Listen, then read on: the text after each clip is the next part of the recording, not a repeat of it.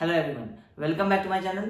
आज हम लोग करेंगे बीम से रिलेटेड कुछ न्यूमेरिकल्स। लास्ट क्लास में हम लोग बीम से थ्योरी डिस्कस कर चुके थे कि वर्किंग स्ट्रेस मेथड में IS 800 1984 को कंसिडर करते हुए किस तरह से हम लोग बीम्स में डिजाइन करते हैं। कैसे आपका कॉम्प्रेशन फ्लेंज अगर आपका लेटरली सपोर्टेड होता है तो किस तरह से बेंडिंग स्ट्रेस क्या होता है, और जब अनसपोर्टेड होता है तो हम लोग किस तरह से टेबल का यूज करते हुए उसको कैलकुलेट करते हैं। तो आज हम लोग डिफरेंट टाइप के न्यूमेरिकल्स करते हैं जिसमें सब में आपको कुछ ना कुछ डिफरेंट मिलेगा। इससे आपको एक कंप्लीट ओवरऑल आपके बीम्स का सारा कैलकुलेशन आपका कंप्लीट हो जाएगा। इसके साथ साथ ही हम लोग कुछ ना कुछ थ्योरी इसमें और डिस्कस करते रहेंगे। जैसे जैसे न्यूमेरिकल्स डिस्कस करेंगे वैसे वैसे हम लोग उसके साथ साथ रिलेटेड कुछ थ्योरी भी बताते रहेंगे। अब सबसे पहला क्वेश्चन देखिए, a hall of clear dimension 15 metre by 6 metre is to be covered by RCC slab flooring 12 cm thick resting over RS joist spaced at an interval of 3 meter center to center. Terrazzo finishing 2 cm thick is to be provided over the RCC slab. The live load on slab is 4 kg per meter square. The joists are resting over 30 cm thick walls.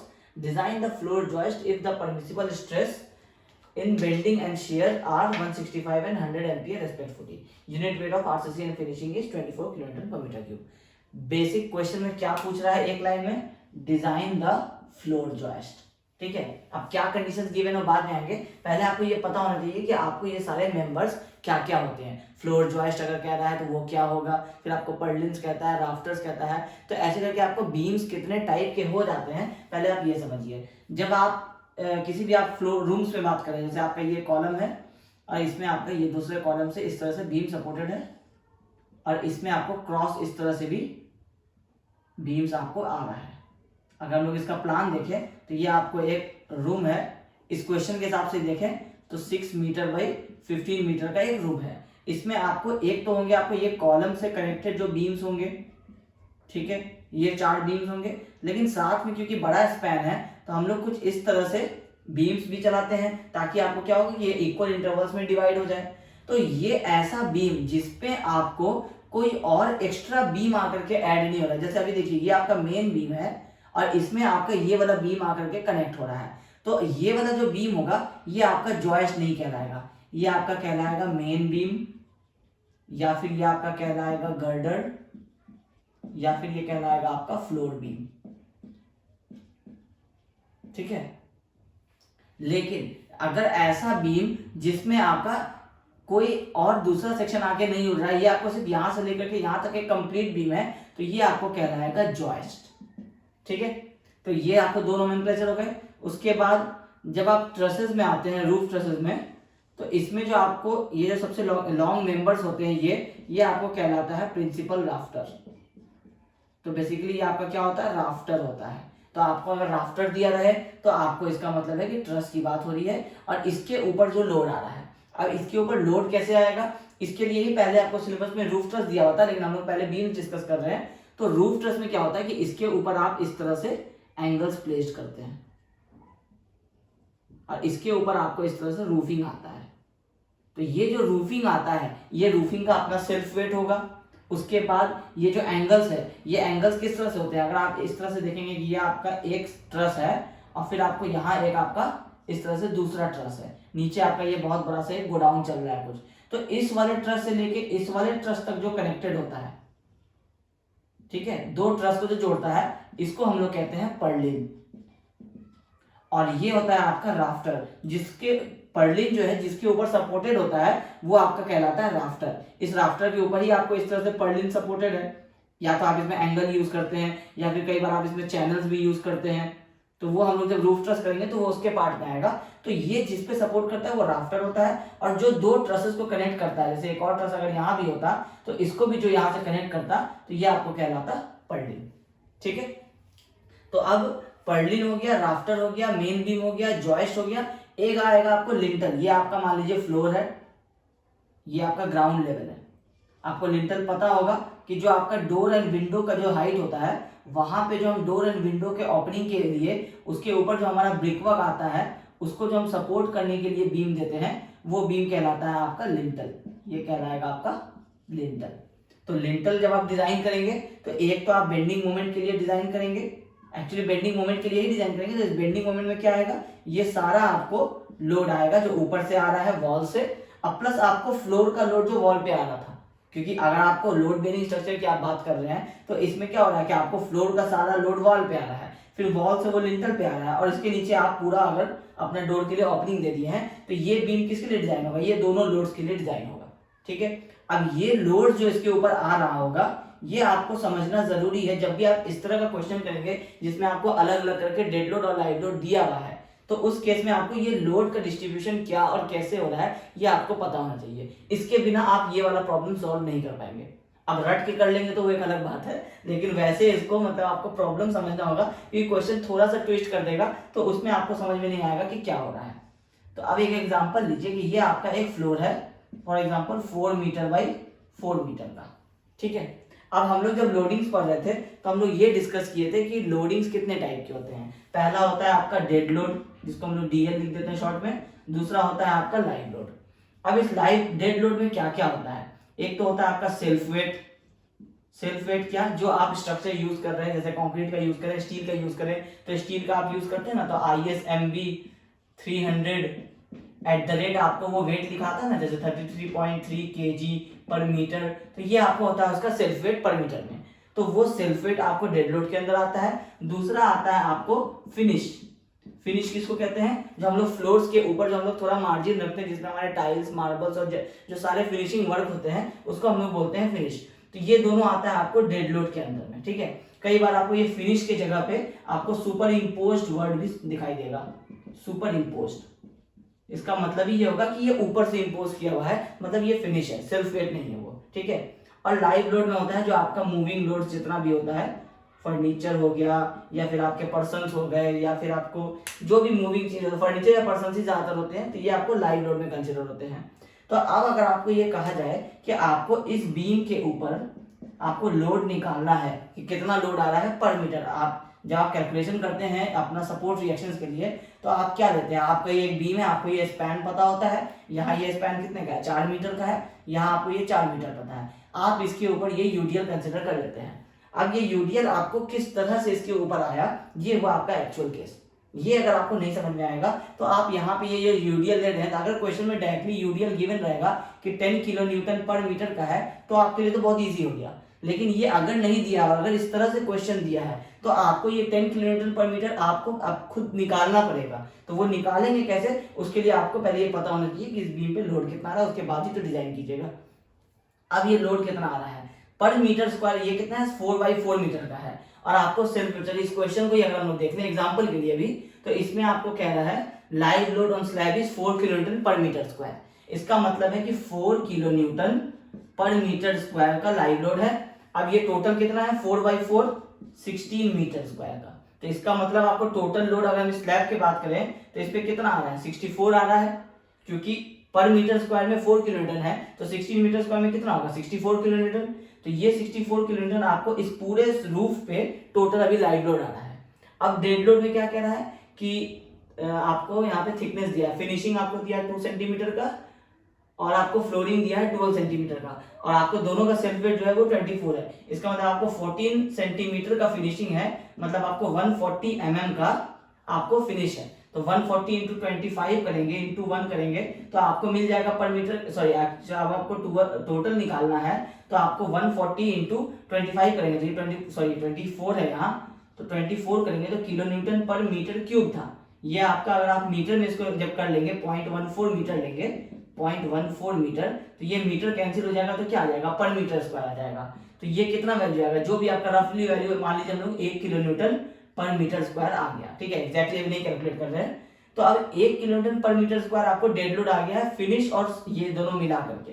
तो इसका मतलब है कि फिर से अगर आप 16 में निकालेंगे तो कितना हो जाएगा 16 हो जाएगा, टोटल 16 किलो न्यूटन। तो आपका ये दोनों मिला करके कितना आ गया 64 और 16 is equal to 80 kilonewton का आपके पास टोटल लोड आ रहा है। अब ये 80 जो है ये वाला बीम भी ले रहा है, ये वाला बीम भी ले रहा है, ये वाला भी ले रहा है, ये वाला भी ले रहा है, तो आपको चारों साइड से लेना है। तो क्योंकि अभी आपका इक्वल स्पैन है तो आप इसमें क्या करेंगे, आप इसको इक्वली डिवाइड कर लेंगे। तो ये कितना हो जाएगा 20, ये 20, ये 20 और ये 20।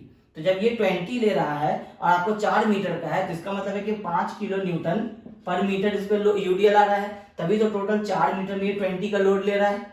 तो यहां से आपको मिला आपका यूडीएल। अब इसके हिसाब से अगर आपको बेंडिंग मोमेंट निकालना है तो फिर आप WL²/8 जो करते हैं, तो ये W आपका हो जाएगा 5 और इसमें L आप लगा देंगे 4² डिवाइडेड बाई 8, तो आपको सिंपली सपोर्टेड के केस में आपका बॉटम का बेंडिंग मोमेंट आपको मिल जाता है। ठीक है, तो ये लोड निकालना आपको पता होना चाहिए। अब अगर ये स्क्वायर नहीं होगी, ये रेक्टेंगुलर हुआ, तो अब इसमें क्या होगा, लोड कुछ इस तरह से डिवाइड होगा। ये इसका डिवाइडिंग पैटर्न है, ये जो हम ड्रॉ कर रहे हैं, ये लोड किस तरह से डिवाइड होता है। अगर आपका स्क्वायर है तो बिल्कुल आपके पास एक ट्रायंगल इस पे, एक ट्रायंगल इस पे, आप इजीली डिवाइड कर लेते हैं। लेकिन जब आपके पास रेक्टेंगल है तो ये आपको, ये टोटल अगर आपका B है, ये टोटल अगर आपका L है, तो ये वाला डिस्टेंस आपको होता है B/2, ये वाला डिस्टेंस होता है आपको B/2। तो दोनों को ऐड कर देंगे यहां तक का। तो इस तरह से आपको क्या करना होगा कि आपको ये वाला शेडेड एरिया जो ट्रेपेजॉइड है आपका, आपको इस ट्रेपेजॉइड का एरिया निकालना होगा इधर के लिए, इस ट्रायंगल का निकालना होगा इधर के लिए, ये ट्रेपेजॉइड का इधर के लिए, और ये वाला ट्रायंगल के लिए आपका इस पे। तो इस तरह से आपको लोड जो है वो निकालना पड़ता है। तो आपको क्वेश्चन में पढ़ना होगा कि कहाँ का लोकेशन का आपका बीम आ रहा है, उसके बाद आपको किस तरह से उसमें लोड कैलकुलेट करना है, और उसके बाद आपका स्टार्ट होगा कैलकुलेशन, जो आप बेंडिंग मोमेंट निकाल लेते थे और उसके बाद आप फिर अपना बेंडिंग स्ट्रेस वगैरह कैलकुलेट करते थे। तो ये है आपका एक इंपॉर्टेंट लोड समझने का क्राइटेरिया। ये जब आप नेक्स्ट वाले यूनिट में आएंगे जिसमें आप रूफ ट्रस पढ़ेंगे, उसमें आपको ये पूरा लोड कैलकुलेशन निकालना इंपॉर्टेंट होगा, क्योंकि रूफ ट्रस जब आप डिजाइन करेंगे तो सारा उसमें जो इंपॉर्टेंट खेल होगा वो लोडिंग का ही होगा। तो इसलिए बेहतर है कि लोडिंग को आप अच्छे तरीके से समझ लीजिए कि किस तरह से डेड लोड निकालते हैं। यूनिट वेट से मल्टीप्लाई करते हैं तो उसका एक डेड लोड का वेट निकलता है, फिर उसका किस तरह से पर मीटर क्यूब है मतलब क्या हुआ, पर मीटर स्क्वायर है उसका मतलब क्या हुआ कि वो एक एरिया में है, और पर मीटर है इसका मतलब है कि वो आपको पर मीटर करके है, और अगर वो सिर्फ किलो न्यूटन में है तो मतलब है कि वो एक टोटल वेट है। अभी आपको वो पर मीटर कितने मीटर में डिवाइडेड है ये नहीं बताना है। ठीक है, तो इस तरह से लोड होता है आपको किलो न्यूटन पर मीटर, किलो न्यूटन पर मीटर स्क्वायर, और किलो न्यूटन पर मीटर क्यूब। तो ये आपका होता है सेल्फ, मतलब जो आपका यूनिट वेट होता है, ये आपको लगता है एरिया पे, ये आपको लगता है लेंथ पे, और ये आपको होता है टोटल। ठीक है, तो इस तरह से हम लोग जब एक बार मल्टीप्लाई करते हैं तो एरिया के लिए लोड मिलता है, दूसरी बार करते हैं तो लेंथ के लिए मिलता है। अब हम लोग एक एक करके जब अभी सॉल्व करते जाएंगे तो हम लोग एक एक करके अपने सारे प्रॉब्लम्स को इसी के अकॉर्डिंगली आपको समझाते चले जाएंगे। ठीक है, अब क्वेश्चन क्या कह रहा था, डिजाइन द फ्लोर जॉइस्ट। अब ये तो पता चल गया कि एक फ्लोर पे हम लोगों को एक जॉइस्ट डिजाइन करना है, वो जॉइस्ट जिसमें कोई और बीम आपको कनेक्ट नहीं हो रहा होगा। अब हम लोग एक एक करके कंडीशन को समझते हैं। क्वेश्चन में क्या कह रहा है, a hall of clear dimension 15 metre by 6 metre. तो हम लोग एक रफ स्केच बना लेते हैं। ये हमारा 15 मीटर बाई 6 मीटर। ये सिर्फ आपके समझने के लिए इंपॉर्टेंट होगा, इसलिए ये बनाना आपके लिए बेहतर रहेगा। ठीक है, अब कह रहा है is to be covered by RCC slab flooring 12 centimetre thick. तो अब हम लोग यहाँ पे लिखते चले जाते हैं कंडीशंस, गिवन कंडीशंस। ये आपको slab thickness is equal to 12 centimetre is equal to 120 mm। ठीक है, रेस्टिंग और आरएस जॉइस्ट, तो जॉइस्ट आपको लिख दिया, जॉइस्ट डिजाइन करने बोल रहा है, इसलिए ये तो आपका कॉन्सेप्ट क्लियर हो गया। Spaced at an interval of 3 metre, मतलब अब जो जॉइस्ट होता है आपको ये समझिए कि ये आपका सपोर्ट एजेस है, क्योंकि ये आपका 15/6 का एक आपका रेक्टेंगल है। अब इसमें कह रहा है कि जो जॉइस्ट है वो आपको 3 मीटर के इंटरवल पे है। तो आपको पता है कि जॉइस्ट आपका वो वाला पोर्शन होगा जो आपका किसी और मेंबर से कनेक्टेड नहीं होगा। इसका मतलब है कि अभी तक ये सारे जॉइस्ट नहीं है, लेकिन ये जो आपको 3 मीटर के इंटरवल पे आ रहा है, ये ग्रीन वाला आपको जॉइस्ट होगा।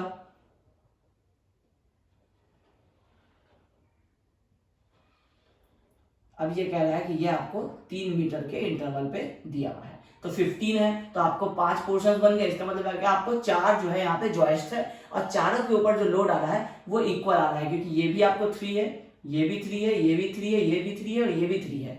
तो आप अगर कोई एक जॉइस्ट डिजाइन कर लेंगे तो आपको ये चारों जो है वो सेम साइज होगा। तो आपको सिर्फ ये निकालना है कि आपके एक जॉइस्ट के ऊपर कितना लोड आ रहा है, उसका कुछ कंडीशन गिवन है, और उसके बाद इसका स्पैन कितना है, 6 मीटर का है, और इसके हिसाब से आप अपना बेंडिंग मोमेंट निकालेंगे और उसको शियर और बेंडिंग के लिए चेक करेंगे। ये है इस पूरे क्वेश्चन में इसके कहने का मतलब। अब आपको कंडीशन समझना है और उसको कैलकुलेट करना है। अब कह रहा है कि सेंटर टू सेंटर आपको 3 मीटर था, ये तो सेंटर टू सेंटर 3 मीटर हो गया। अब कह रहा है terrazzo finishing 2 centimetre thick is to be provided. तो अब है फिनिश, इसको हमेशा हम लोग फिनिश बोलते हैं। तो फिनिश जो है ये आपका है 2 centimetre which is equal to 20 mm। अब आपको नेक्स्ट है live load on the slab is 4 kilo Newton. Live load आपको पूरा लिखिएगा, हम शॉर्ट में लिख दे रहे हैं। Live load is equal to 4 kilo Newton पर metre square. The joists are resting over 30 centimetre thick walls. अब ये कह रहा है कि यहाँ पे एक वॉल है जिसके ऊपर आपको ये जॉइस्ट जो है ये आ करके रेस्ट कर रहा है, और ये वॉल जो है ये 30 सेंटीमीटर का है। अब हम लोग लास्ट क्लास में एक इफेक्टिव लेंथ का बात किए थे। वो इफेक्टिव लेंथ जो होता है वो अभी फिलहाल आपके कैलकुलेशंस में नहीं आएगा, ठीक है। वो लिमिट स्टेट मेथड में ज्यादा आता है। उसमें आपको एक टोटल एक जॉइस्ट का कितना पोर्शन आपका जो पॉइंट ऑफ कॉन्ट्राफ्लेक्शन के बीच में है, जो आपको बेंडिंग में एक्चुअली हेल्प कर रहा है, वो उसका आपको टोटल उसका लेंथ होता है, जो हम लोग 0.8 या 0.75 करते हैं। तो आपको अभी वो वाला कैलकुलेशन आपको नहीं लेना है। आपको क्या लेना है कि ये आपका टोटल स्पैन दिया हुआ था, सेंटर टू सेंटर है सारा डिस्टेंस, मतलब 6 मीटर था। अब वो कह रहा है कि आपको वो एक वॉल पे रेस्ट कर रहा है। अब वॉल पे रेस्ट कर रहा है तो वॉल आपको 30 सेंटीमीटर का है। इसका मतलब है 30 सेंटीमीटर का मतलब है आपको 0.3 मीटर। एक तरह से ये आपको है 0.3 मीटर दोनों साइड से। तो 0.3 मीटर जब भी आप एक जॉइस्ट को कहीं पे रेस्ट कराते हैं किसी वॉल पे, तो अगर आपका ये वॉल है, ये अगर आपका वॉल है, तो इसके ऊपर आप कुछ इस तरह से हाफ पे प्लेस करते हैं ना, आप पूरा एंड तक नहीं ले जाते हैं। ये आपका स्टैंडर्ड प्रोसीजर होता है। तो ये जो थिकनेस बाई 2 है और इधर जो थिकनेस बाई 2 है, ये आपका काउंट होता है टोटल में। और ये आपका 6 मीटर आपका, ये एक्चुअली नहीं गिवन था, ये गिवन था आपको क्लियर डायमेंशन था 15/6, मतलब 15/6 जो है वो अंदर से अंदर का डायमेंशन था, और 3 मीटर सेंटर टू सेंटर था। तो अब अगर आपको कहा जाए कि टोटल इफेक्टिव स्पैन निकालिए इस जॉइस्ट का, तो ये आपको कितना हो जाएगा, t/2 मतलब यहाँ पे 15 सेंटीमीटर, यहाँ 15 सेंटीमीटर, इसका मतलब है 0.15, यहाँ पे 0.15 और यहाँ पे 6 मीटर। तो टोटल कितना हो गया 6.3 मीटर। तो ये आपका हो जाएगा 6.3 मीटर इफेक्टिव स्पैन। तो आप यहाँ पे लिख देंगे इफेक्टिव स्पैन। जो जो चीज आप निकालते जाएंगे आप वो चीज यहाँ लिखते जाएंगे। Effective span is equal to 6.3 metre, या इसको इस तरह से लिखेंगे 6 metre plus 0.15 metre plus 0.15 metre. जितना ज्यादा क्लियरली एक्सप्लेन कीजिएगा उतना आपका मार्क्स कट होने का चांस कम हो जाएगा। अब आपका लाइव लोड हो गया। अभी आप डेड लोड कैलकुलेट नहीं किए हैं। परमिसिबल स्ट्रेस आपको दिया हुआ है, ये आपको sigma BC equal to 165 MPa और tau VA equal to 100 MPa। अब आपको यहाँ पे यूनिट वेट दिया हुआ है, unit weight of RCC and flooring, दोनों का ही सेम दे दिया है। वैसे RCC का 25 होता है और यूनिट फिनिशिंग का 24 होता है, बट क्वेश्चन में फिलहाल आपको दोनों ही 24 है, तो आपको दोनों ही उस हिसाब से लेना है। अब आप ये समझिए कि आपको डिजाइन क्या करना है, ये जॉइस्ट डिजाइन करना है। अब इस जॉइस्ट पे आपको अगर ये यूडीएल पर मीटर के हिसाब से लोड पता चल जाए, तो आप इस पूरे जॉइस्ट का बेंडिंग मोमेंट निकाल सकते हैं, क्योंकि ये आपको सिंपली सपोर्टेड है यहाँ से यहाँ तक। आप WL²/8 का फॉर्मूला लगाएंगे, L आपको पता चल चुका है, आपको 8 नंबर होता है, आपको सिर्फ W जानना है जो कि पर मीटर में होगा। तो पर मीटर में होगा तो ये समझिए कि इस जॉइस्ट के ऊपर लोड कितना एक्ट करेगा। तो ये लोड आपको जब भी आप इक्वल स्पैन में इस तरह से लगाते हैं, तो आपको इसका मतलब होता है कि आप सेंटर टू सेंटर एक लाइन ड्रॉ करेंगे, ये ठीक है। अब ये वाला जो आपका हाफ है, इसको हम लोग ब्लू से शेड कर देते हैं।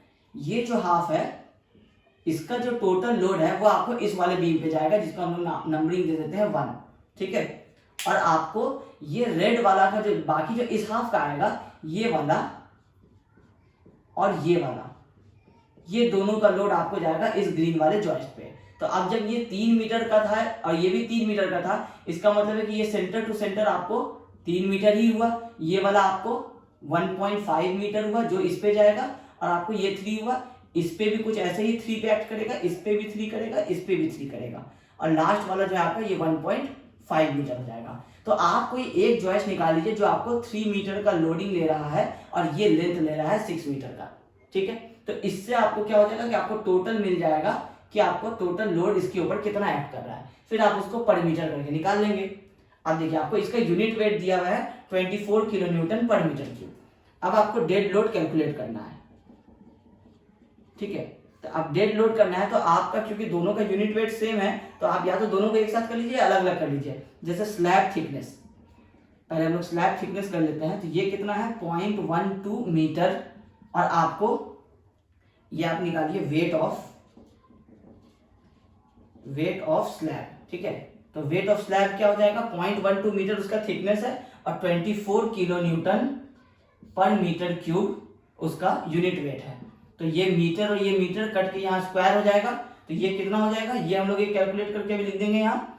इसके बाद आपका ये हो गया पर मीटर स्क्वायर में। पर मीटर स्क्वायर का मतलब आप समझिए, इस केस में आपको कह रहा था कि ये लेंथ, ये विड्थ और ये इसका थिकनेस, इन तीनों डायमेंशंस को आप मिलाएंगे तो आपका मीटर क्यूब आ रहा था। उसके हिसाब से 24 उसका लोड ऐड कर रहा था। अब आप क्या किए, थिकनेस को हटा दिए, 0.12 को मल्टीप्लाई कर लिए, तो इस थिकनेस के हिसाब से आप इस प्लान एरिया में ये जो आप देख रहे हैं 3 बाई ये जो आपका टोटल लेंथ है 6.3, इस पे आपको ऐड करेगा जो ये वैल्यू अभी यहाँ पे निकल के आएगा, ठीक है। अब ये हम लोग पहले इसको यहाँ पे लिख ही लेते हैं कि ये कितना आ रहा है।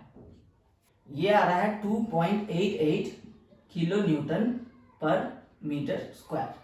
अभी किलोमीटर पर मीटर क्यूब में 24 था, जब आप थिकनेस के हिसाब से जोड़ रहे हैं तो अब 2.88 किलोमीटर पर मीटर स्क्वायर पे आ रहा है। मतलब अब इस एरिया पे, ये जो शेडेड एरिया है इसको आप यहाँ बना लीजिए, ये आपका एक शेडेड एरिया है और इसका आपका लेंथ है 6.3 मीटर और इसका विड्थ है आपको 3 मीटर। इस पे जो आपको लोड ऐड कर रहा है ये वाला ऐड कर रहा है 2.88 किलोन्यूटन पर मीटर स्क्वायर।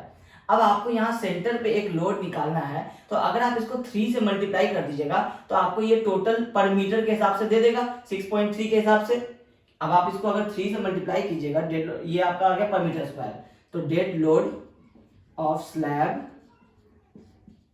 पर मीटर अगर आप इस तरह से निकालिएगा तो ये क्या आ जाएगा 2.88 किलो न्यूटन पर metre square multiplied by 3 metre. फिर से ये मीटर मीटर करके ये आपको पर मीटर में आने वाला है, तो ये आ जाएगा आपको 8.64 किलो न्यूटन पर मीटर। अब आपको इस बीम पे ये पर मीटर का लोड मिल गया 8.64 किलो न्यूटन पर मीटर। अब अगर आपको हम स्पैन कह दे कि 6.3 का है तो आप क्या कीजिएगा W इंटू एल स्क्वायर ये वाला कीजिएगा, डिवाइड बाई 8 कीजिएगा तो आपको बेंडिंग मोमेंट आ जाएगा। तो ये हो गया आपको डेड लोड। तो आपको ये हुआ सिर्फ अभी स्लैब के लिए। अब आपको निकालना है वेट ऑफ फिनिश, क्योंकि आप जो W लीजिएगा तो वो आप अलग अलग करके लेके भी ऐड कर सकते हैं आप, यानी तो टोटल इस बीम के ऊपर जितना भी आपको यूडीएल आ रहा है आप सारा निकाल लीजिए, लाइव लोड की वजह से भी फिनिश की वजह से भी तीनों लोड्स को ऐड कर लीजिए, टोटल लोड आपको मिल जाएगा, उसके हिसाब से आप बेंडिंग मोमेंट निकाल लीजिए, ठीक है। तो वेट ऑफ फिनिश अब हम लोग निकालेंगे। तो फिनिश आपको था पॉइंट, ये आपको था 20 mm, इसका मतलब है कि आपको 2 सेंटीमीटर 0.02, तो 0.02 इंटू 24, तो ये आपको आ जाएगा 0.48 किलो न्यूटन पर मीटर स्क्वायर। फिर से आप वही कीजिएगा, अब 0.48 किलो न्यूटन पर मीटर स्क्वायर को आप मल्टीप्लाई कर दीजिएगा 3 से, तो आपको फिनिश का भी पर मीटर के हिसाब से मिल जाएगा। एक ये वैल्यू आपको मिल चुका है और दूसरा आपको ये आ जाएगा 1.44 किलो न्यूटन पर मीटर। अब आपको ये दो लोड का वैल्यू मिल चुका है, डेड लोड और ये आपको फिनिश लोड। अब आपको बचा है एक लाइव लोड। तो अगर आप लाइव लोड भी निकाल लीजिएगा यहाँ पे, तो लाइव लोड आपको कितना दे रहा है क्वेश्चन में 4 किलो न्यूटन पर मीटर स्क्वायर। तो आपको ये वाला लेंथ तो मैं आप इंटरेस्टेड है नहीं, क्योंकि आपको ये वाला टोटल विड्थ पता चल जाए सिर्फ 1 मीटर के लिए, इतना दूर के लिए, तो आप इसके लिए आप टोटल पर लेंथ के हिसाब से आप कैलकुलेट कर सकते हैं। तो अब आपको 4 किलो न्यूटन पर मीटर स्क्वायर को live load is equal to 4 kilo Newton पर मीटर स्क्वायर, इसको आप अगर आप 3 मीटर से मल्टीप्लाई कर दीजिएगा तो ये आपको पर मीटर में आ जाएगा, तो ये आपको 12 किलो न्यूटन पर मीटर का यूडीएल हो जाएगा, ठीक है। अब आपको तीनों लोड मिल चुका है, डेड लोड, फिनिश लोड और लाइव लोड। तो अगर आप तीनों को कैलकुलेट कीजिएगा तो अगर आप निकालिएगा टोटल वेट, तो टोटल वेट हो जाएगा 8.64 प्लस 1.44 प्लस 12। तो जब आप इस टोटल को, ये सारा वैल्यू क्या है किलो न्यूटन पर मीटर में है, तभी तो ये सारा ऐड हो रहा है। तो अब ये आपको आ जाएगा 22.08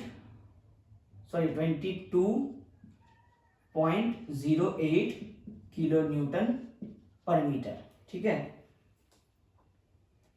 अब ये आपका टोटल यूडीएल आ गया। अब आपको अगर बोला जाए कि बेंडिंग मोमेंट आप निकाल लीजिए, तो आपको ये समझ में आ रहा है कि आपका सिंपली सपोर्टेड है। सिंपली सपोर्टेड के लिए maximum bending moment is equal to WL²/8 होता है। W आपको मिल चुका है 28.08।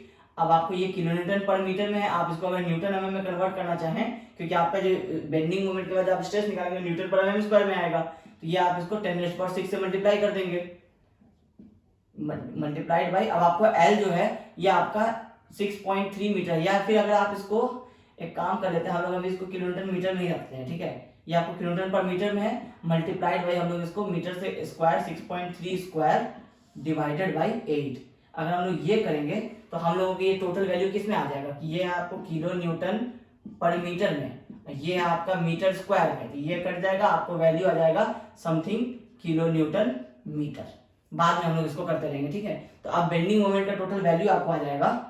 अच्छा, इसमें एक चीज और मिसिंग हो गया कि हम लोग ये जो बेंडिंग मोमेंट पहले भी नहीं निकालते हैं, या टोटल वेट जो हम लोग निकाले, इसमें हम लोगों को एक ये और एज्यूम करना था, सेल्फ वेट, ठीक है, इसमें हम लोगों को करना था, क्योंकि हम लोग जो बीम प्रोवाइड कर रहे हैं खुद उसका भी तो सेल्फ वेट अभी हम लोगों को, वो भी तो एक वेट होगा ना, तो वो हम लोग अभी एज्यूम कर लेते हैं 1 किलो न्यूटन पर मीटर, ठीक है, ये पूरे जॉइस्ट का।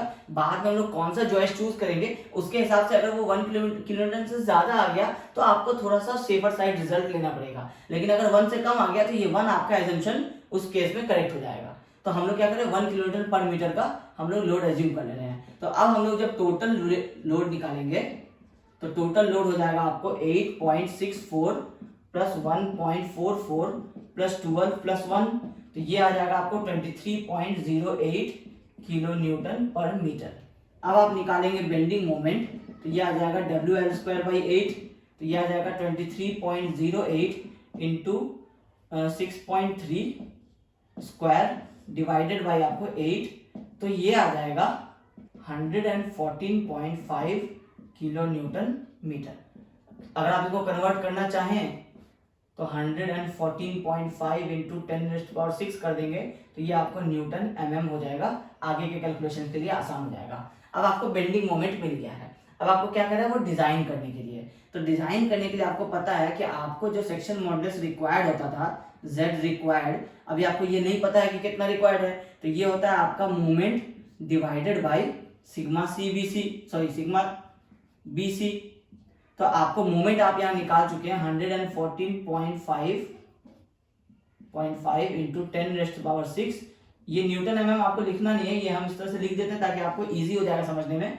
और सिग्मा BC का आपको वैल्यू गिवन था 165, तो ये है 165, ये भी एमपीए में है, इसका मतलब है न्यूटन पर एमएम स्क्वायर में है। तो इसका मतलब है कि ये सारा कट के आपको जो वैल्यू आएगा वो किस में आएगा, वो आपको एमएम स्क्वायर में आएगा, सेक्शन मॉडुलस का वो यूनिट भी होता है, तो ये हो जाएगा, सॉरी ये आपको आ जाएगा एमएम क्यूब में, तो ये आपको अब आपको ये वैल्यू आ जाएगा 693.9 इंटू 10⁻³ एमएम क्यूब। अब ये Z रिक्वायर्ड आपको आया है। अब आपको क्या करना है, स्टील टेबल में जाना है, क्योंकि डिजाइन का स्टेप क्या था।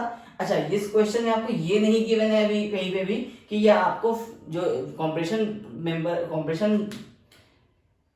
आपका कॉम्प्रेशन फ्लेंज है वो आपको रिस्ट्रेंड है या रिस्ट्रेंड नहीं है। तो अब जब इस केस में आपको नहीं गिवन है तो आपको एक्चुअली स्टार्टिंग में ही एज्यूम कर लेना था कि एज्यूमिंग कॉम्प्रेशन फ्लेंज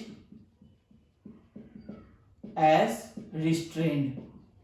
तो इससे क्या होगा कि आपका कैलकुलेशन जो है, अब आपको टेबल देखने की जरूरत नहीं पड़ेगी। हो सकता है आपको टेबल गिवन भी नहीं होगा क्वेश्चन में, तो जब टेबल गिवन नहीं होगा क्वेश्चन में, इसका मतलब है कि लैटरली अनरिस्ट्रेंड तो आप डिजाइन कर ही नहीं सकते हैं, क्योंकि उसके लिए आपको फिर सिग्मा BC का वैल्यू निकालना पड़ेगा, आपके पास टेबल है नहीं। तो हर हाल में आपके पास बेस्ट पॉसिबल सॉल्यूशन यही है कि अगर कहीं पे नहीं गिवन है कि ये आपको इस तरह से कॉम्प्रेस कर रहा है, अब आपको जॉइस्ट है, जॉइस्ट आपका यहाँ पे स्लैब आ रहा है, इसके नीचे भी हो सकता है इस तरह से, आपको भी पता नहीं है, या हो सकता है कि इसके अंदर भी हो सकता है। तो आप क्या करेंगे, अभी आप ये एज्यूम करेंगे कि ये इसके अंदर ही इम्बेड किया हुआ है, इससे आपका कैलकुलेशन इजी हो जाएगा, ठीक है। तो अब आपको Z रिक्वायर्ड आपका मिल चुका है, तो अब आप स्टील टेबल में जाएंगे, वहां से आप एक सेक्शन चूज करेंगे जिसका Z रिक्वायर्ड जो है वो आपको इस जो Z प्रोवाइडेड होगा वो इस Z रिक्वायर्ड से ज्यादा है, ठीक है। तो अब आप जाएंगे फ्रॉम स्टील टेबल आप यहाँ पे लिखेंगे, क्योंकि डिजाइन का क्वेश्चन है, सारी चीजें लिखी होनी चाहिए। चूज एन आई सेक्शन क्योंकि बीम के लिए आई सेक्शन ही बेटर रहता है। Choose an I section with Z greater than Z required. ठीक है, अब जेड रिक्वायर्ड के बगल में आप ब्रैकेट में लिख सकते हैं 693.9 इंटू 10⁻³ mm³।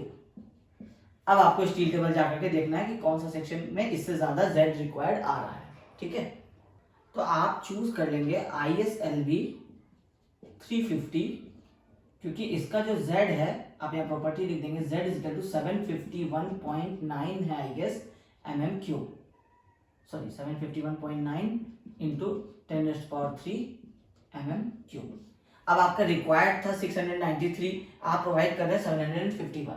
अब आपको ये चेक करना होगा, क्योंकि आप अभी यहाँ सिग्मा BC आप 165 लिए हैं, तो आपको यहाँ पे ये चेक करना होगा कि ये जो आप प्रोवाइड कर रहे हैं ये आपको बेंडिंग के लिए, तो क्योंकि आपको इसमें जो स्ट्रेस है ये रिड्यूस तो हो नहीं रहा है, क्योंकि आपका लैटरली रिस्ट्रेंट आप एज्यूम कर रहे हैं। इसका मतलब है ये बेंडिंग के केस में तो आपका पास हो जाएगा, क्योंकि जैसे ही आपका Z ज्यादा आया है, जब आप M/Z रखेंगे तो ये सिग्मा BC जो है ये आपको इससे कम ही आ जाएगा, क्योंकि आपका Z जो है वो आप ज्यादा प्रोवाइड कर रहे हैं। तो इसका मतलब है आपको ये 165 से कम आना भी चाहिए, क्योंकि आपका परमिसिबल लिमिट है जो हम लोग लास्ट क्लास में पढ़े थे कि 0.66 FY से एक्सीड नहीं करना चाहिए। तो 0.66 FY के लिए ही तो आप Z रिक्वायर्ड निकाले जो 693 आ रहा है। तो आप अगर 751 प्रोवाइड कर देंगे बॉटम में, तो ये क्या होगा, टोटल स्ट्रेस का वैल्यू रिड्यूस हो जाएगा, तो 165 से कम ही आ जाएगा। इसका मतलब है कि ये जैसे ही आप Z रिक्वायर्ड जो ज्यादा प्रोवाइड करते हैं बेंडिंग के लिए ये आपको पास हो जाता है। तो आप यहाँ से लिख सकते हैं कि देयरफॉर this ISLB 350 is आप लिख सकते हैं सेफ कंसिडरिंग बेंडिंग। अब आपको शेयर के लिए चेक करना है। शेयर के लिए आपको हम लोग लास्ट क्लास में डिस्कस किए थे कि शेयर फोर्स आपको पहले निकालना पड़ेगा, उसके बाद ही आप τVA निकालेंगे, जो τV एवरेज है वो आपका हो जाएगा V/TW इंटू H टोटल। तो अब आपको V पता नहीं है, तो आप क्या करेंगे, V यहाँ पे कैलकुलेट करेंगे। तो V क्या हो जाएगा आपका, हम लोग अब ये सिंपली सपोर्टेड है, सिंपली सपोर्टेड के ऊपर में आपका इस तरह से UDL आ रहा है, तो इसका शेयर फोर्स अगर आपको निकालना होता था तो ये WL/2 हो जाता था। ठीक है, तो W आपको पता है 23.08, स्पैन आपको पता है 6.3 डिवाइडेड बाई 2, तो ये आपको आ जाएगा 72.7 किलो न्यूटन। ठीक है, अब इसको हम लोग यहाँ पुट कर देंगे। अब इसमें आपको TW और H तो आपको पता है कि जब आप ISLB 350 देते हैं तो आपको H जो है ये आपका ये अगर एक आई सेक्शन है तो ये यहाँ से लेकर के यहाँ तक में आपको वेब काउंट होता है, तो ये वेब आपको क्या हो जाएगा, जो टोटल आपका 350 है बाहर, तो आप इस पूरे 350 को ले लेंगे। आपको अब यहाँ पे निकालना होगा, इसके प्रॉपर्टीज यहाँ पे लिखना होगा, जैसे कि आपको TW H, तो H आप लिख देंगे 350, और आपको TW अभी नहीं पता क्योंकि Z तो आप यहाँ पे लिख दिए हैं, लेकिन आपको TW लिखना पड़ेगा। तो TW भी आप स्टील टेबल से देख लेंगे कि वेब का थिकनेस ये कितना है। ठीक है, तो ये आपको स्टील टेबल में गिवन है 7.4 mm। तो अब आपको जब यहाँ ये निकालना होगा तो V आपको पता है 72.7 किलो न्यूटन है। अगर आप इसको न्यूटन में कन्वर्ट करेंगे तो आप इंटू 10⁻³ कर देंगे। TW आपको पता है 7.4 है और H आपको पता है 350 है। ये भी mm में है, ये भी mm में है, और ये आपको है न्यूटन में। तो जब आप इसको टोटल को करेंगे तो यूनिट क्या आ जाएगा, न्यूटन पर mm स्क्वायर। ठीक है, तो यूनिट तो आपका करेक्ट हो गया। अब ये टोटल वैल्यू क्या आ जाएगा, ये आ जाएगा 28.06 न्यूटन पर mm स्क्वायर। अब आपका परमिसिबल लिमिट कितना था, 100 का था शेयर के लिए, ये आपको लेस देन 100 है, देयरफॉर सेफ इन शेयर। अब क्योंकि आपके सिलेबस के अकॉर्डिंग ये पता नहीं चल रहा है कि आपको डिफ्लेक्शन आएगा या नहीं आएगा, वैसे नहीं आना चाहिए, क्योंकि सिलेबस में पार्टिकुलरली लिखा है कि आपको चेक फॉर शेयर ओनली। इस आप चेक क्या होता है, मतलब आप डिफ्लेक्शन चेक करते हैं, वेब क्रिपलिंग चेक करते हैं, लोकल टॉर्जनल बकलिंग चेक करते हैं, और आप बेंडिंग चेक करते हैं। तो बेंडिंग आपका हो गया और वो कह रहा है सिर्फ शेयर चेक करना है, तो इसलिए हम लोग डिफ्लेक्शन को अभी नहीं कर रहे हैं। अगर आपको डिफ्लेक्शन चेक करना है तो जैसे अब आपको सिंपली सपोर्टेड और यूडीएल है, तो इस केस में आपको पता है कि ये 5/384 into WL³ divided by EI ये हो जाता है। तो आपको E पता है कि 2 इंटू 10⁻⁵ न्यूटन पर mm स्क्वायर आपका हो जाता है। अब आपको I मिल जाएगा, क्योंकि आप बेंडिंग की बात कर रहे हैं तो आप XX ले रहे हैं, ये वाला टोटल यहाँ से, तो आपको आई एक्स एक्स मिल जाएगा जो आप सेक्शन चूज कर रहे हैं, एल आपको पता है, डब्ल्यू आपको पता है, आप टोटल को मल्टीप्लाई करेंगे तो आपको यहाँ से डिफ्लेक्शन मिल जाएगा कि डेल्टा कितना आ रहा है। फिर उसको अगर आपको चेक करना है तो उसका आपको लिमिट होता है कि ये आपको स्पैन बाई 325, इससे आपको ज्यादा वो जो ये आपका वैल्यू आएगा ये आपका परमिसिबल वैल्यू आएगा, इससे लेस होना चाहिए आपका डिफ्लेक्शन।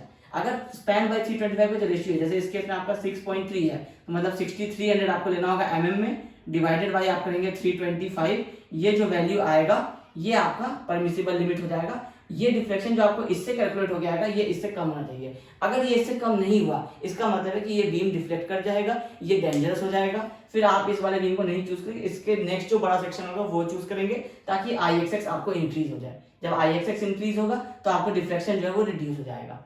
ठीक है, तो ये है आपका सॉल्व करने का प्रोसेस। ये आपको कोई भी आप न्यूमेरिकल कर लीजिए, चाहे आप डिजाइन का कर लीजिए, आप लोड निकालने का कर लीजिए, लैटरली रिस्ट्रेन कीजिए, अनरिस्ट्रेन कीजिए, कॉन्सेप्ट आपको बीम के केस में यही रहता है। इसलिए आपको अभी जो आप जितने भी नेक्स्ट न्यूमेरिकल्स करेंगे आपको बिल्टअप बीम छोड़ करके उसमें आपको सारे में या तो इतना कैलकुलेशन भी नहीं करना पड़ेगा, डायरेक्टली आपको वो डेड लोड लाइट लोड बता देगा तो आपको उसको ऐड करना है और आपको मल्टीप्लाई कर देना है। लेकिन अगर नहीं दिया रहता है तो इस तरह से आपको निकालना है, ये आपको पता होना चाहिए।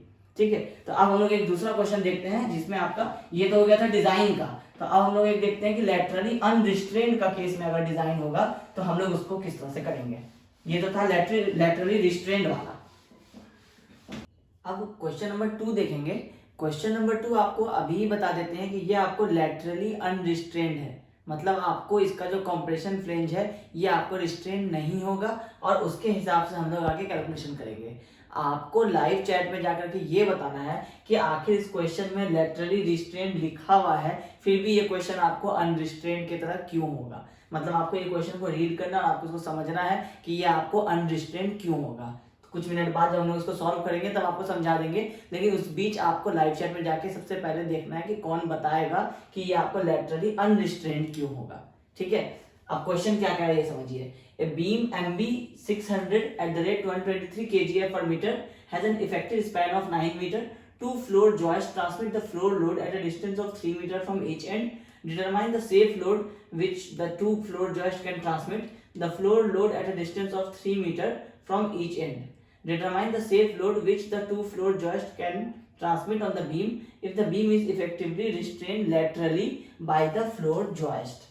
अब आपको ये क्या कह रहा है कि आपको ये निकालना है कि एक आपका जॉइस्ट है उसके ऊपर आपका एक आपका मेन बीम है उसके ऊपर आपका दो जॉइस्ट आकर के इस तरह से आ रहा है कि वो आपको रिस्ट्रेन कर दे रहा है लेटरली, लेकिन आपको वो लोड कितना ट्रांसफर कर रहा है मेन बीम पे, जो मेन बीम आपका MB 600 का है उस पे कितना लोड ट्रांसफर कर रहा है ये आपको नहीं पता है। तो मतलब आपको क्या है कि एक अननोन दे दिया है पूरे फॉर्मूला में जो आप जानते हैं sigma is equal to m/z, इसमें आप m नहीं निकाल पाएंगे क्योंकि आपको w नहीं पता है।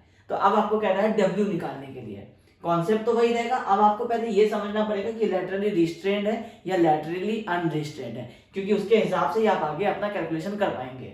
तो आप कंडीशंस क्या क्या गिवन है, सबसे पहला आपको बीम दिया हुआ है ISMB, MB लिखने का मतलब ये होता है, हम लोग एक क्लास में डिस्कस किए थे कि शॉर्ट में अगर आपको SC लिखा रहता है तो वो आपको स्क्वायर चैनल कॉलम होता है, MB लिखा है मतलब मीडियम बीम है।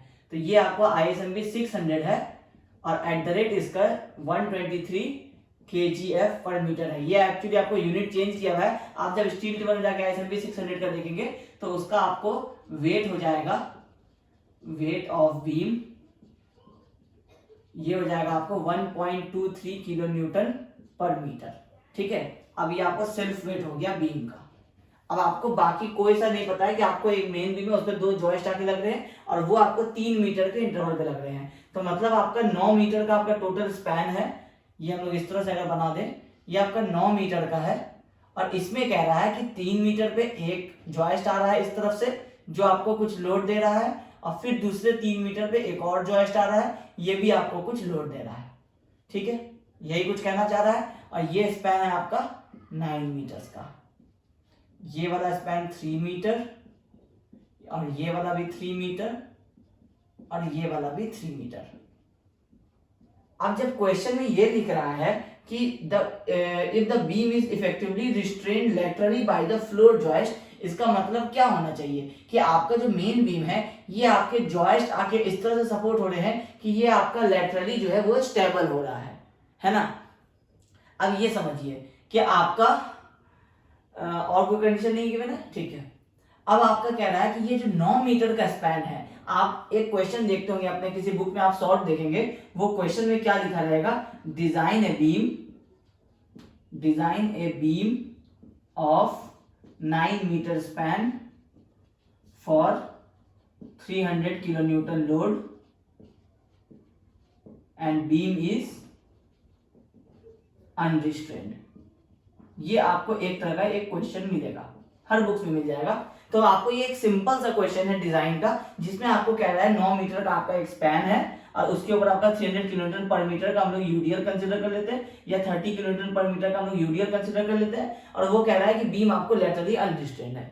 तो इसमें आप क्या करेंगे, आपको सिग्मा नहीं पता है, 165 से कम होगा, आप पहले कुछ एज्यूम कर लेंगे 110 120, उसके बाद आप क्या करते हैं, सिग्मा आप निकालते हैं, उसके लिए आप टेबल यूज करते हैं। उसके लिए आपको टेबल कौन सा यूज करना है, उसके लिए आप d/t का रेशियो देखते हैं, उसके बाद आपको ये d1/tw का रेशियो देखते हैं, l/ry का रेशियो देखते हैं। ये सारा चीज आप देखते हैं जो आपका डिजाइन का कॉन्सेप्ट है, जो हम लोग लास्ट क्लास में थ्योरी उसका डिस्कस किए हैं। अब इसमें आपको कहता है कि 9 मीटर का स्पैन है और अनरिस्ट्रेन्ड है। तो आपका क्या मतलब हुआ कि अगर आप कहीं पे से भी इस बीम को अगर आप एक सेक्शन काटेंगे और आप यहां पर से अगर आप देखेंगे तो आपको ये क्या दिखेगा, अगर ये आई सेक्शन है तो ये आपको एक आई सेक्शन सिर्फ इस तरह से दिखेगा, क्योंकि लैटरली अनरिस्ट्रेन्ड है। अगर रिस्ट्रेन्ड रहता तो आपको यहाँ पे कोई स्लैब वगैरह कुछ दिखता, ठीक है, या नहीं तो आपको यहाँ पे एक शेयर की इस तरह से दिखता जो आपको कनेक्ट कर रहा होता। तो अब आपको ये नहीं दिख रहा है, इसका मतलब है कि आप कहीं पे भी यहां दिखे, यहां दिखे, यहां दिखे, कहीं पे भी आप देखिएगा आपको ये एक आई सेक्शन दिखेगा। इसका मतलब है कि पूरे 9 मीटर के लिए ये आपको अनरिस्ट्रेन्ड है, ठीक है। इसलिए आपका जो पूरा कैलकुलेशन होता था वो आपका अनरिस्ट्रेन्ड के लिए होता था। इसमें क्या कह रहा है कि फ्लोर जॉइस्ट है जो आपको कुछ इंटरवल पे आ रहे हैं, जैसे 3 मीटर के इंटरवल पे आपको फ्लोर जॉइस्ट आ रहे हैं और वो उसको लैटरली रिस्ट्रेन कर रहे हैं। इसका मतलब है कि ये आपका अगर हम लोग प्लान में इस तरह से बात करें तो ये आपका एक आई सेक्शन है मेन बीम, और इसमें आपको यहां से एक आई सेक्शन इस तरह से आके जुड़ रहा है और एक इस तरह से आकर के जुड़ रहा है, ठीक है। अब जब हम लोग पढ़ रहे थे लैटरल स्टेबिलिटी पढ़ रहे थे, उसमें लैटरली रिस्ट्रेन जब हम लोग पढ़ रहे थे तो हम लोग बताए थे कि जब तक इसमें ब्रेसिंग्स नहीं प्रोवाइडेड होगा तब तक आपको ये लैटरली सपोर्टेड नहीं कहा जाएगा। क्यों नहीं कहा जाएगा कि अब मान लीजिए कि अभी आपको ब्रेसिंग्स नहीं प्रोवाइडेड है, ठीक है, मान लीजिए इधर इधर प्रोवाइडेड है, बीच में आपको नहीं प्रोवाइडेड है। अब अगर आप यहाँ पे कोई एक सेक्शन लीजिए या यहाँ पे आपको एक सेक्शन लीजिए, आपको दिखेगा क्या, सेम वही आई सेक्शन फिर से।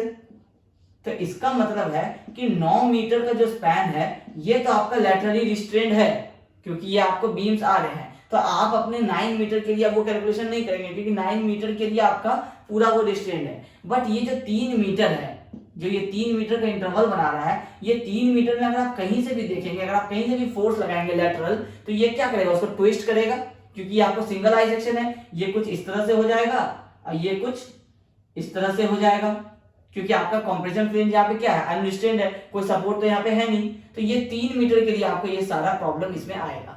तो इसका मतलब है कि ये आप क्वेश्चन में आपका जो बीम आएगा वो आपको 3 मीटर के लिए लैटरली अनरिस्ट्रेन्ड है और 9 मीटर के लिए लैटरली रिस्ट्रेन्ड है।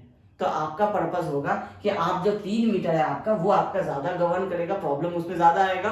तो आप उस 3 मीटर के लिए चेक करेंगे कि स्ट्रेस कितना रिड्यूस हो रहा है और उसके लिए आप इसका सारा कैलकुलेशन करेंगे और अल्टीमेटली आपको लास्ट में ये W मिल जाएगा कि ये W आपको यहाँ से कितना लोड आ रहा है, यहाँ पे पॉइंट लोड कितना प्रोवाइड कर रहा है, ठीक है। इसलिए ये क्वेश्चन आपको लैटरली रिस्ट्रेन्ड लिखा होने के बावजूद भी आपको लैटरली अनरिस्ट्रेन्ड है, कितने मीटर के लिए, 3 मीटर के लिए। तो L आपका क्या हो जाएगा, 3 मीटर हो जाएगा। अब आप 9 मीटर्स वाले L के लिए कैलकुलेट नहीं करेंगे, ठीक है। यही है इसके पीछे का कॉन्सेप्ट। तो अब कह रहा है कि डिटरमाइन द सेफ लोड। तो अब सेफ लोड निकालना है, इसका मतलब है कि बेंडिंग मोमेंट हम लोग निकाल नहीं सकते। तो पहले हम लोग ISMB 600 का सारा कैलकुलेशन सारा जो गिवन कंडीशन है स्टील टेबल से, तो फ्रॉम स्टील टेबल अब हम लोगों को मैक्सिमम प्रॉपर्टी चाहिए, प्रॉपर्टीज ऑफ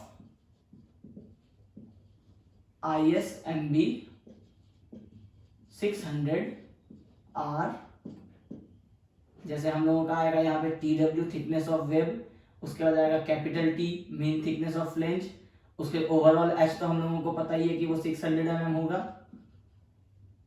और हम लोगों को आई सेक्शन में क्या क्या आएगा, फ्लेंज विथ हो गया, फ्लेंज का डेप्थ का रिक्वायरमेंट ले लेते हैं, डेप्थ ऑफ फ्लेंज DF। उसके बाद आपको वेब थिकनेस हो गया, वेब का आपका लेंथ हो गया, और आपको L/RY में L आपको पता है क्वेश्चन के अकॉर्डिंगली कि ये आपको 3 मीटर्स होगा, और RY आपको निकाल लेना है स्टील टेबल से। चलिए L यहाँ नहीं लिखते हैं अभी हम लोग RY डायरेक्टली निकाल लेते हैं, ये हम लोग अभी प्रॉपर्टीज निकाल रहे हैं स्टील टेबल से। तो वेब का थिकनेस है आपको 12 mm, आपको मीन थिकनेस ऑफ फ्लेंज है आपको 20.8 mm, RY है आपको 41.2 mm, और H इसको हम लोग D भी कहते हैं, ये कैपिटल D, या आप इसको H कह लीजिए, आपका 600 गिवन है। अब डेप्थ ऑफ हम लोगों को फ्लेंज से ज्यादा हम लोगों को इंपॉर्टेंट है कि हम लोगों को हाइट ऑफ ये वाला वेब हम लोगों को पता चल जाए, तो इसको हम लोग D1 नाम देते हैं। तो ये हाइट ऑफ हमारा जो वेब होगा ये कितना आ जाएगा, 600 माइनस मीन थिकनेस कितना है 20.8 है, तो 2 इंटू 20.8 अगर आप कर देंगे तो ऊपर और नीचे का ये फ्लेंज माइनस हो जाएगा, तो आपको मीन डेप्थ मिल जाएगा। तो ये हो जाएगा आपको कितना, 600 माइनस 41.6, ये हो जाएगा 558.4 mm। अब आपको ये सारे चीज मिल गए। L आपको पता है इफेक्टिव कि अब आपके पास ये 3000 mm है, क्योंकि इसमें आपको और कुछ ये सपोर्ट्स वगैरह नहीं बता रहा है, तो आप इफेक्टिव लेंथ स्पैन यहाँ से निकाल नहीं पाएंगे। तो आपको ये सेंटर टू सेंटर बता रहा है, यहाँ पे कहीं लिखा हुआ था कि सेंटर टू सेंटर आपको सारा डिस्टेंस है 3 मीटर फ्रॉम ईच एंड। चलिए कोई बात नहीं, इसमें कहीं भी आपको ये कंडीशंस नहीं बता रहा है कि आपको ये किस तरह से सपोर्टेड है या कोई ब्रिक वॉल पे सपोर्टेड है। तो आपका इफेक्टिव जो स्पैन हो गया ये आपका 3 मीटर हो गया, ठीक है। तो अब आपको ये हो गया 3000 mm। अब आपको निकालना क्या है, सिग्मा BC, क्योंकि आपको ये नहीं पता है कि सिग्मा BC कितना होगा, लेकिन इतना तो पता है कि 0.66 FY से कम होगा। जो भी होगा ये आपको सिग्मा BC ये आपको 0.66 FY से कम होगा। अब 0.66 FY अगर आप FY एज्यूम करेंगे, FY is equal to 250 MPa, तो देयरफॉर 0.66 FY कितना हो जाएगा, ये हो जाएगा 165 MPa। अब आपको ये 165 से कितना लेस है ये आपको अभी नहीं पता चल रहा है। तो अब आपको कैसे आप ये पता करेंगे कि आपको ये टोटल लोड W इसके ऊपर आ रहा है। तो आपके पास sigma is equal to M/Z होता था, ठीक है। लेकिन आपके पास मोमेंट, ये तो आपका मोमेंट, एक्चुअल मोमेंट आता है, तो इसके लिए आपको Z और सिग्मा भी नहीं पता है। तो Z आपको पता चल जाएगा, क्योंकि आप जब ISMB 600 ले रहे हैं तो इसका मतलब आपको Z यहाँ पता चल जाएगा। तो अब आपको Z गिवन है इसका 3060 इंटू 10⁻³ mm³। तो अब आपको ये नहीं पता है कि मोमेंट कितना आ रहा है, लेकिन आप ये तो कर सकते हैं कि अगर आप इसको मोमेंट ऑफ रेजिस्टेंस MR बोलेंगे तो MR का फॉर्मूला हम लोग लास्ट वाले क्लास में डिस्कस किए थे, ये सिग्मा इंटू Z हो जाएगा। अब Z आपको पता है, स्ट्रेस आपको इस सारे कंडीशन के हिसाब से आपको पता चल जा रहा है कि कितना आपका मैक्सिमम स्ट्रेस है। तो मैक्सिमम स्ट्रेस इंटू जो आपका प्रोवाइडेड Z है, इससे आपको मिल जाएगा सेक्शन का मोमेंट रेजिस्टिंग कैपेसिटी। तो जब मोमेंट रेजिस्टिंग कैपेसिटी मिल जाएगा तो उस मोमेंट से आप वापस अपना रिड्यूस करके आप W निकाल सकते हैं ना, कि कितना W के लिए आपको ये वाला मोमेंट आएगा, ये आपको पता चल सकता है। तो आप पहले निकाल लीजिए मोमेंट रेजिस्टेंस कैपेसिटी, मतलब ISMB 600 आपको कितना मोमेंट रेजिस्ट कर सकता है। जितना मोमेंट रेजिस्ट कर सकता है उतना ही इसके ऊपर लोड उसके अकॉर्डिंगली आप निकाल लीजिए कितना आ रहा है, वही लोड होगा जो वो सेफ लोड ये मांग रहा है ना। ये कह रहा है determine the safe load which the two floor joist can transmit to the floor joist. तो इसका मतलब है कि ये वाला जो जॉइस्ट है ये कितना सेफ लोड ट्रांसमिट करे इस वाले बीम में, जो ये वाला बीम फेल नहीं हो। तो ये उतना ही करे जितना इसका मोमेंट रेजिस्टेंस का कैपेसिटी है। तो अब मोमेंट रेजिस्टेंस कैपेसिटी आपको सिग्मा इंटू जेड, जेड आपको पता है, सिग्मा आपको निकालना है। अब सिग्मा निकालने के लिए आपको टेबल चूज करना होगा। FY 250 है, इसका मतलब है कि आप या तो टेबल नंबर 1 लेंगे या फिर आप टेबल नंबर 2 लेंगे। जो हमारा टेबल नंबर 6.1 में A और B होता था, तो या तो आप A लेंगे या तो आप B लेंगे, क्योंकि दोनों आपको FY 250 के लिए है। अब उसमें आपको कंडीशंस है, तो जब आप टेबल ओपन करेंगे तो टेबल में आप देखेंगे कि आपको दो कंडीशन के लिए आपको टेबल चाहिए होता है। पहला आपको D1/TW और दूसरा आपको चाहिए होता है T/TW। तो अब आपको अगर D1 आपको यहां पता है 551.8, तो अगर आप इसको इस तरह से निकाल लीजिए, यहां लिख दीजिए आप T/TW। तो D1/TW कितना होगा, आपको D1 यहां पता है 558.4 डिवाइडेड बाई TW आपका है 12 mm, ये वैल्यू निकालिए।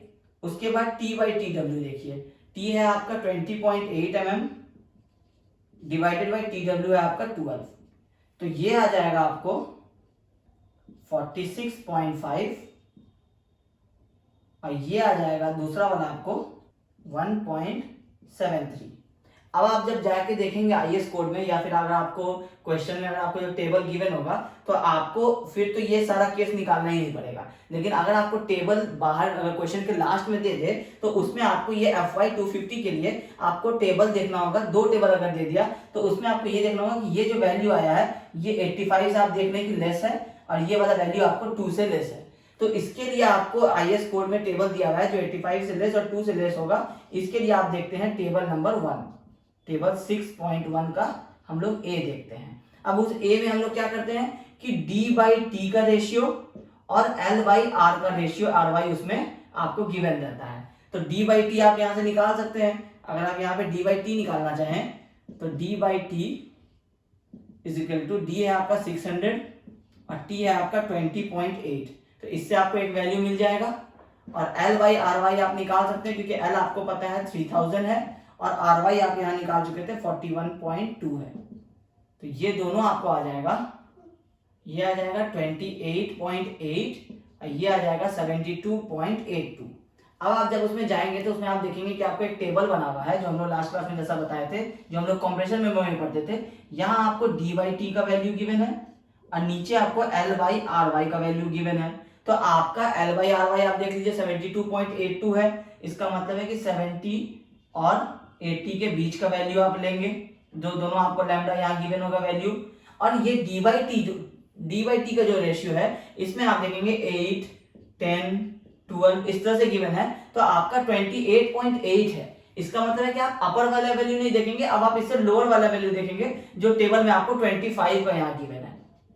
ठीक है, तो ये 25 के लिए और ये दोनों आपके लैम्डा के लिए आप वैसे ही इंटरपोलेट करेंगे जैसे आप कंप्रेशन मेंबर में इंटरपोलेट करते थे और आप अपना एक वैल्यू निकाल लेते थे। उस केस में सिग्मा AC, इस केस में आपको निकल जाएगा sigma BC, permissible stress in bending in compression. तो ये सिग्मा BC हम लोग यहाँ पे डायरेक्टली लिख देंगे। तो D/T इज इक्वल टू 28.8 और यहाँ लिख देते हैं L/RY इज इक्वल टू 72.82 के लिए आपको सिग्मा, ये 28.8 था तो हम लोग क्या किए इसमें 25 के लिए देखे तो इसमें हम लोगों को सिग्मा BC मिल गया 142.3 MPa। ठीक है, अब आया था आपका 28.828, यहाँ 28.8 आया था। तो अब आप देख लिए 25 के लिए आपको एक सिग्मा BC, इसको आप नंबर दे दीजिए 1, ये आपको मिल गया। अब आप क्या करेंगे 30 के लिए जाएंगे। अब 30 के लिए आप सेम वैसे ही वैल्यू देखेंगे जो अभी आप 25 के लिए देख रहे थे, अब आप 30 के लिए देखेंगे। फिर ये यहाँ तो λ/RY सेम है 72.82, इसी के लिए आप देख रहे हैं तो आप 70 और 80 देखेंगे, लेकिन इस बार आप 30 का वैल्यू देखेंगे। फिर उसके लिए आप निकाल लेंगे सिग्मा BC 2। तो ये किसके लिए आ जाएगा, ये आ जाएगा आपको D/T इज इक्वल टू 30 और लैम्डा तो आपको 72.82, ये तो कांस्टेंट है। ठीक है, इसके लिए आ जाएगा आपको सिग्मा BC 2, ये आ जाएगा 141.3 MPa। अब आपके पास अभी भी दो वैल्यूज आ रहे हैं तो आपको इसका भी एक एवरेज देना पड़ेगा। तो आप अब देखिए कि आपका जो λ/RY था, सॉरी L/RY था, ये आपका 72.82 ही था। ठीक है, लेकिन आपके पास D/T इज इक्वल टू 25 के लिए एक आपको सिग्मा BC 1 है और आपको सेम ये 72.82 और D/T इज इक्वल टू 30 के लिए आपको एक सिग्मा BC 2 है। तो अब क्योंकि देखिए इधर भी अगर आपको बीच का वैल्यू रहेगा, यहाँ 25 है यहाँ 30 है, तो इधर भी आपको बीच का वैल्यू है 28.2 और इधर भी आपको बीच का वैल्यू है 72.82। तो आप इस तरह से करके तो नहीं निकाल सकते डायरेक्टली इंटरपोलेशन, एक इंटरपोलेशन से। तो आप क्या करेंगे, पहले इधर से एक ये वैल्यू ले लीजिए, फिर एक ये वैल्यू ले लीजिए। अब इसके लिए आपको पता है कि 25 के लिए वैल्यू है आपका 142.3, 30 के लिए वैल्यू है आपका 141.3।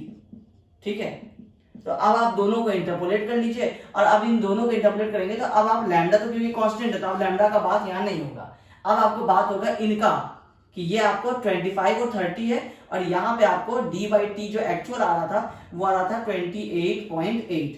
तो जब आप इसको इंटरपोलेट करेंगे तो अब हो जाएगा आपको 142.3 ठीक है, माइनस फिर आपको यहाँ पे जो उसका रेशियो आ जाएगा ये 30 माइनस 28.8 इंटू जो इसका वैल्यू है आपको 142.3 माइनस 141.3 ये 1 हो जाएगा और डिवाइडेड बाई आपको 5 हो जाएगा। तो जब इस पूरे को आप सॉल्व कीजिएगा तो ये वाला आपको वैल्यू आ जाएगा 141.54 न्यूटन पर एमएम स्क्वायर। ये आपका आया फाइनल सिग्मा बीसी।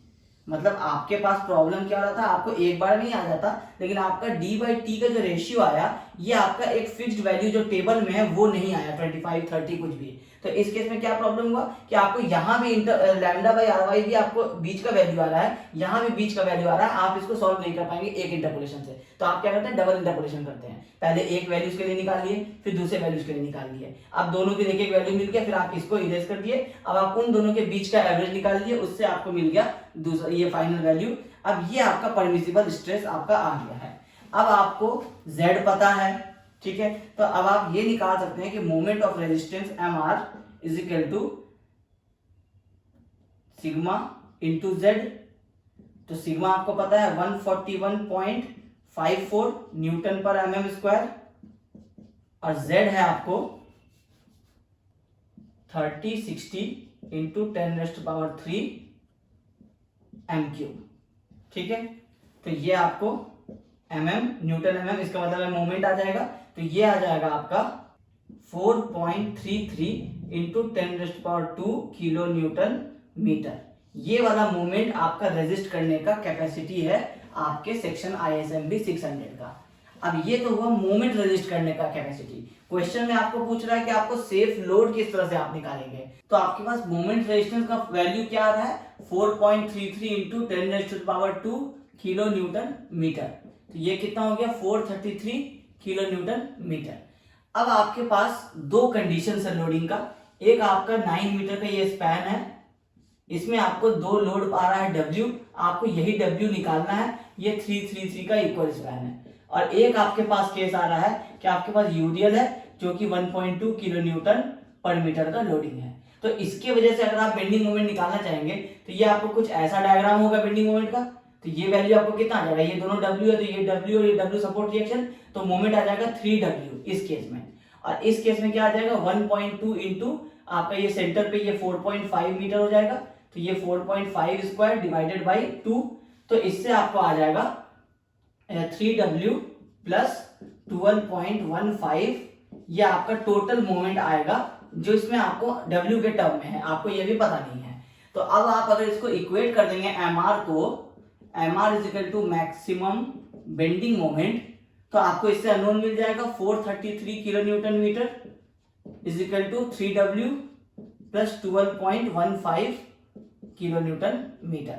तो 3W is equal to 433 minus 12.15 is equal to 420.85 kilo newton metre.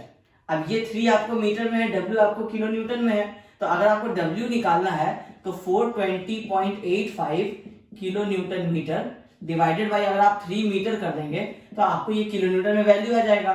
तो ये आ जाएगा आपको 140.28 किलो न्यूटन। ये वो लोड है जो आपका एक जॉइस्ट जो है वो आपके मेन बीम के ऊपर प्रोवाइड कर सकता है। अगर इससे ज्यादा का लोड आया 140.28 किलो न्यूटन, अगर इससे ज्यादा का लोड आया तो इससे क्या होगा कि आपका मोमेंट रेजिस्टेंस से ज्यादा आपके सेक्शन में मोमेंट आ जाएगा। तो जब उससे ज्यादा मोमेंट आ जाएगा इसका मतलब है कि आपका पूरा सेक्शन फेल हो जाएगा। तो इसका मतलब है कि 140.28 है आपका वो वैल्यू जो आपके क्वेश्चन में रिक्वायर्ड था कि डिटरमाइन द सेफ लोड। तो ये है आपको दो टाइप का क्वेश्चन जो आपके बीम से रिलेटेड आता है। पहले में आप देखें कि लैटरली रिस्ट्रेंट था, दूसरे वाले केस में लिखा था कि 9 मीटर का स्पैन लैटरली रिस्ट्रेंट है, उसको आपको 3 मीटर का जो स्पैन था वो लैटरली अनरिस्ट्रेंट था, ये निकालना पड़ा और उसके हिसाब से फिर आप अपना कैलकुलेशन किए। तो हम लोग एक लैटरली रिस्ट्रेंट का फॉर्मूला क्वेश्चन कर चुके हैं, एक लैटरली अनरिस्ट्रेंट का क्वेश्चन कर चुके हैं। इसमें ये क्वेश्चन डायरेक्टली इजी था जो हम लोग डिस्कस किए थे कि जो डिजाइन का क्वेश्चन होगा वो भी आ सकता है कि डिजाइन है बीम या simply supported beam for unrestrained part, तो फिर आपको वो पूरा बीम जो है वो डिजाइन करना पड़ेगा, तो आप अनरिस्ट्रेंट के लिए डिजाइन करेंगे। तो कॉन्सेप्ट आपको यही रहेगा दोनों केसेस में। रिस्ट्रेंट के केस में भी आप क्वेश्चन नंबर 1 कर चुके हैं, अनरिस्ट्रेंट के केस में क्वेश्चन नंबर 2 कर चुके हैं। तो अब हम लोग देखेंगे क्वेश्चन नंबर 3 जो कि हमारा बिल्टअप सेक्शन का होगा। इससे क्या होगा कि हमारा सारा जो पार्ट है न्यूमेरिकल का वो हमारा कवर्ड हो जाएगा, फिर आप अपने क्वेश्चंस लेकर के आप उससे प्रैक्टिस कर सकते हैं। ठीक है,